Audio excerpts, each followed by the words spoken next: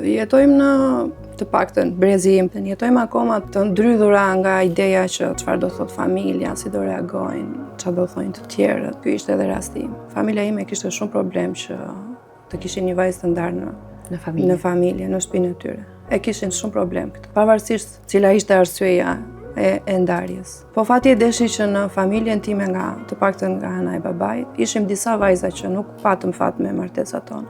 Po mbi të gjitha, martesa ime ishte e dhunshme, kishte abuzim fizik, që ai ishte më i vështiri. Kishte vështirësi të tmerrshme ekonomike, vështirësi sociale që vinin nga këto. Babai i fëmijëve të mi ishte i alkoolizuar, filloi të përdorte substanca. E humbi kontrollin e vetes, po ndërkohë po na bënte dëme të mëdha dhe ne. Dhe ndërkohë unë kisha 2 fëmijë të vegjël. Dhe erdhi një moment që në një nga këto momentet e dhunës në shtëpi, përshkallëzoi situata. Unë u plagosa, fëmijët u tmerruan, edhe thash, ky është në të vërtetë fundi. Edhe i mbërtheva fëmijët edhe nuk kam folur me askënd, edhe kam shkuar në komisariat edhe aty u vendos.